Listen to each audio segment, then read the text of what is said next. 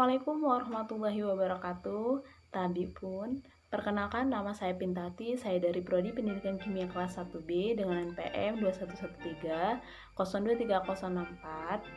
Jadi di video kali ini saya akan melanjutkan penjelasan dari Undang-Undang tentang Pramuka yang kemarin, yaitu pasal 1 sampai 8. Nah, di video kali ini saya akan melanjutkan materinya, yaitu dari pasal 9 sampai pasal ke-16. Di sini saya akan langsung saja ya melanjutkan materi yang kemarin, yaitu pasal 9. Pasal 9 isinya adalah kecakapan sebagaimana dimaksud dalam pasal 5 yang terdiri atas A. Kecakapan umum gitu ya. Dalam pramuka disebut dengan TKU atau tanda kecakapan umum. Adalah bagian dari sistem tanda kecakapan dalam gerakan pramuka. Tanda kecakapan umum ini diberikan setelah seorang pramuka menyelesaikan syarat-syarat kecakapan umum atau SKU. Dalam tingkatannya masing-masing tanda kecakapan umum hanya berlaku bagi anggota pramuka, siaga, penggalang, penegak, dan pandega. Tidak berlaku bagi seperti pembina, andalan, dan anggota dewasa lainnya gitu. Adapun tingkatannya, TKU Pramuka Siaga terdiri dari 3 tingkatan, yaitu TKU Siaga Mula, TKU Siaga Bantu, dan TKU Siaga Tata. Adapun TKU Pramuka Penggalang ada 3 tingkatan juga, yaitu TKU Penggalang Ramu, TKU Penggalang Rakit, dan TKU Penggalang Terap. Nah, untuk TKU Pramuka Penegak, di sini ada 2 tingkatan, yaitu TKU Penegak Bantara dan TKU Penegak Laksana gitu. Nah, untuk TKU Pramuka Pandega, di sini ada 1 tingkatan saja, yaitu TKU Pandega. Yang ke B, yaitu kecakapan khusus gitu.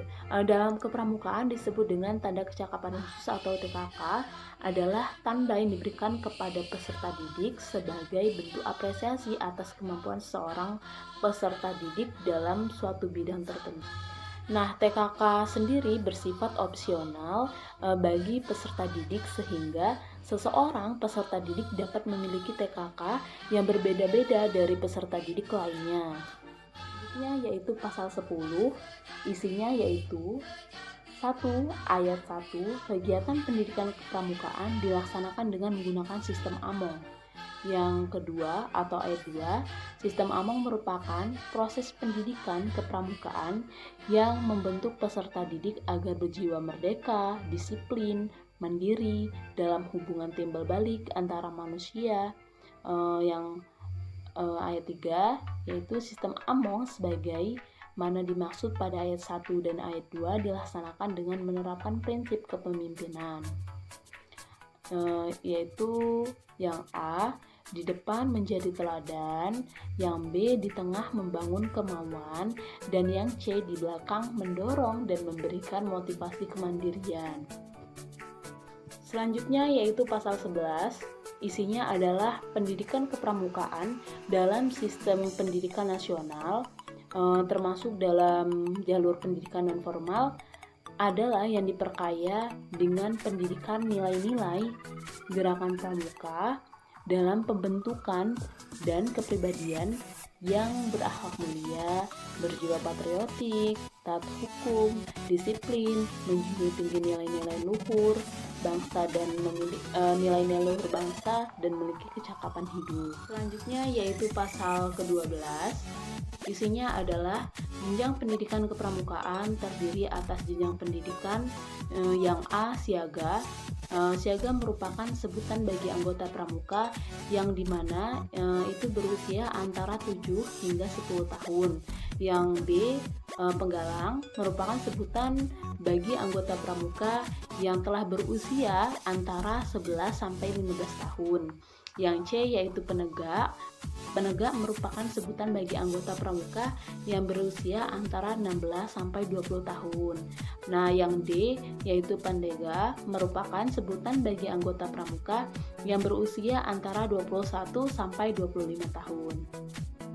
Selanjutnya yaitu pasal ke-13.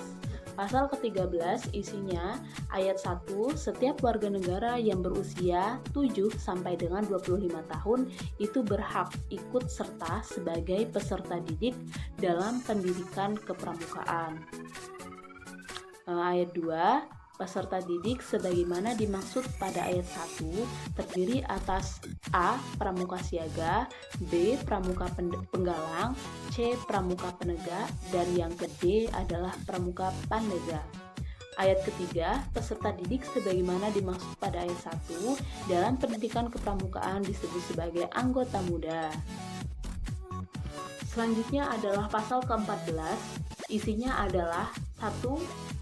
Tenaga pendidikan dalam pendidikan kepramukaan terdiri atas A. Pembina, yang dimana pembina adalah seorang anggota dewasa gerakan pramuka yang dimana usianya itu di atas 25 tahun yang melaksanakan kegiatan kepramukaan di tingkat gugus depan baik berpangkalan di SD, SMP, SMA, bahkan di PT. Syaratnya untuk menjadi pembina pramuka yaitu serendah-rendahnya itu pernah mengikuti kursus pembina pramuka mahir tingkat dasar atau disebut dengan KMD dan atau memiliki ijazah KMD. Nah, yang ke B itu adalah pelatih, adalah anggota dewasa gerakan pramuka yang dimana bertugas memberikan pelatihan atau kursus-kursus dalam rangkap gitu ya untuk meningkatkan mutu dan standarisasi sebagai pembina pramuka.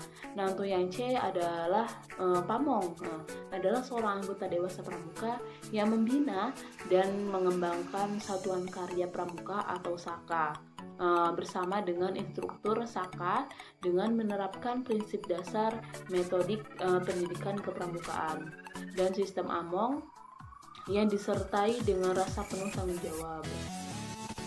Nah, untuk yang ketiga itu ada instruktur, adalah anggota atau seseorang yang bukan anggota gerakan pramuka yang karena kemampuan dan keahliannya menyumbangkan tenaga dan kemampuannya untuk membantu pemain SAKA. Nah, ayat kedua itu ada tenaga pendidik sebagaimana dimaksud pada ayat ke-1 harus memenuhi persyaratan standar tenaga pendidik gitu ya. Nah, untuk ayat yang ketiga itu ada tenaga pendidik sebagaimana dimaksud pada ayat 1 dalam pendidikan kepramukaan disebut sebagai anggota dewasa.